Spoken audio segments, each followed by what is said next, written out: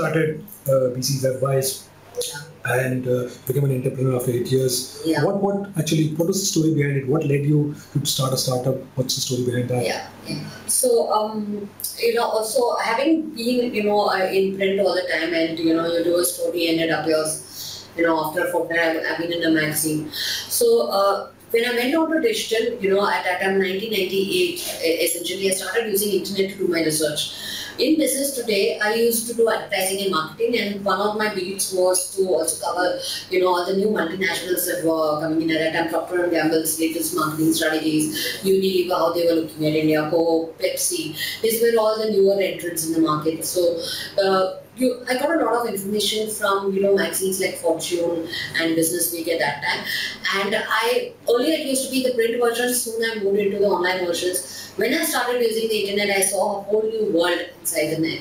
I just had to move from journalism into the digital media. When you went out in 2000, what were you offering? And now, 2014, what are you offering? Because that will tell us, the viewers, that how digital has evolved in this last more than a decade from your point of view. Yeah. Foremost, when I started, I didn't start an agency. Having been a content person, I started my own portal at that time called tipsforme.com. Okay, the portal is still there. We didn't really market it, but my original idea was, to start a community portal, because when I used to do, talk to advertising marketers, one of the challenges at that time I found was that there was a lot of wastage. When you're trying to talk to consumers, you put a TV ad, and the entire family is watching it, and not just the consumer you want to. So the whole idea was to have niche communities around beauty, fitness, etc. So that's what I started off with. And I in fact had approached Unilever at that time. I spoke to one Mr. Dalip Sehgal, and I told him about my idea, and I said that this would fit Unilever so well because we have these specific product categories, and each category it could become an in-house portal. For whatever reason, he didn't, we couldn't really take it forward further. So I started it on my own. I spoke to VSNL. I thought that they could send out newsletters around this, and so VSNL had a tie-up with me. That was like one big achievement at that time, because they were the largest ISP in the country. But instead of taking Tipsforme content, they wanted me to do a VSNL newsletter that will go out to their users. So that's what we did. And we used to get ad revenue on Tipsforme as well as in VSNL. It was a very big struggle, because 2000 is when the .com bust happened. Very true. So when, I had people who actually said that we won't even speak about .com, we want a lot of money on XYZ portal, and we don't want to make that mistake again. So, and I was not a salesperson at all. I was totally a content person. So it was a big challenge for me to even sell space. I was not a business person, so hiring people, I used to feel that I was giving an interview. Today, I was 100%, I'm sure that I was the one giving interviews to the people I was hiring, rather than the other way around. I used to say why they should join me and all, because you're so new, nobody really believes you. Or has the trust or faith in you, and I got not the best of that, and I got okay people. They also could not really sell the space where it was a struggle with just about barely made money kind of a thing. And I used to feel quite miserable. I used to feel the whole world is laughing at me, and what a foolish thing I must have done. I've actually cried. Crying maybe because I'm a woman or what, I don't know. But I used to cry also sometimes in the night, saying what have I got myself into. And getting out is also not easy. It's not like, and I didn't want to. Okay, to be very frank, I didn't want to get out also. You cannot quit and start another job. Yeah.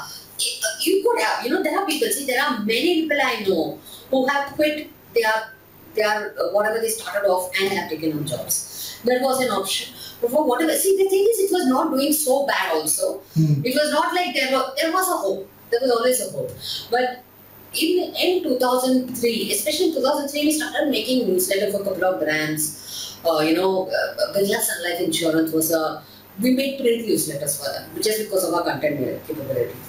And we made a digital version, but their main interest was in the print newsletters. And we made a e-newsletter for Close-Up, the first brand. But then our biggest brand that came on board, who wanted us to do, their web content, was Sunsilk, which of course Sunsilk has later on given us a lot. I'm always grateful to that brand. And But when we did the Sunsilk website, because of our content capabilities and because of our design capabilities or whatever else we were doing, that really opened our doors, and I realized that this is another opportunity altogether. So we let Tips For Me sort of take a back seat, and we focused on building our agency model. And there was a lot of word of mouth, because that one basic site that we had done in 2004, Sunsilk.in, which was mainly to promote Femina Miss India, also had, it was like a little brand website. At that time, very early days, there were no brand websites at that time. Frankly, there were none, you could say. But that, got us a lot of word of mouth, and lots of people started talking to us. That same year, we got Hindustan Unilever corporate site to do, which was a very big achievement, because we were pitching against, I think, some 9 or 12 agencies, I can't remember. And but we won that further confidence, and word of mouth again. If a Unilever is signing you up, definitely other brands, other companies have more confidence in you. And we started working with ITC Foods, we started working with Hero MotoCorp. We continue to work with these companies and brands. So I'm so grateful and proud about that too, that we retained to working on all those projects. So then our journey started. What we started was building websites. That was a basic thing at that time, and doing newsletters. Newsletters were also very, very big and very important at that time. And from then on, of course, things have evolved a lot. 2004, 2005, one of the Sunsilk project itself, because of the kind of windows we had in it, we had a lot of conversations happening with girls, and then girls having conversations amongst themselves. That was happening on the site, which we were, always, we were strong in analytics. We went on telling the brand that this is what's happening. So many girls are interacting with each other. I think at that time the brand saw that there is really something else that's happening here that, we are all not aware about. And in 2006, we launched Sunsilk Gang of Girls, and that completely, gave us a visibility that we didn't imagine at all. It worked tremendously well for the brand too. The brand scored, on the coolest brand amongst youth and all at that time, and its scores went up in brand visibility, market share, etc. It was a big case study. It became a global case study. We used to hear so many people, talking about it. It was a great brand thing for us, and we started working with many more brands, and it was a very good experience and journey. And so that's where it is. Yeah, after the Gang of Girls was a community portal.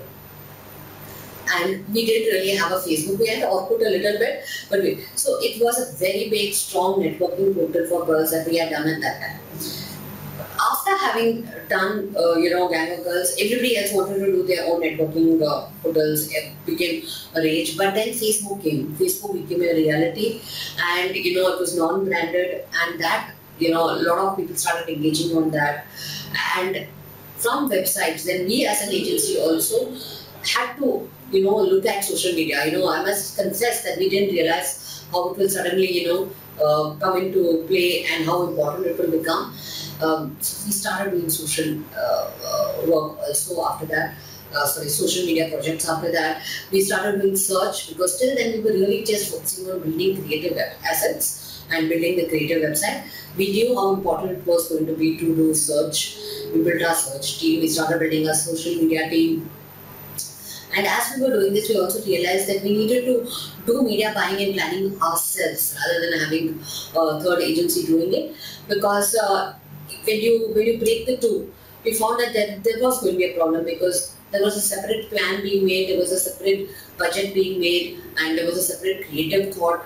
And then suddenly marrying the two, there were challenges in doing that often, unless the client, is able to integrate it extremely well. I think Unilever manages to do it really well, but I've not seen many other clients being able to crack this meet between a media agency and a creative agency if they are from two different groups, and it's an independent agency like us and working separate. So we started doing media. So, and then of course, mobile.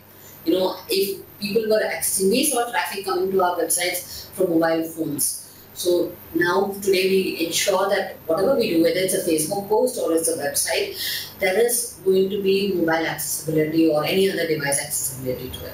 So today we are a full service agency. So from websites to doing everything that's possible on digital, and in fact, little beyond just the screens, we are exploring all those options too.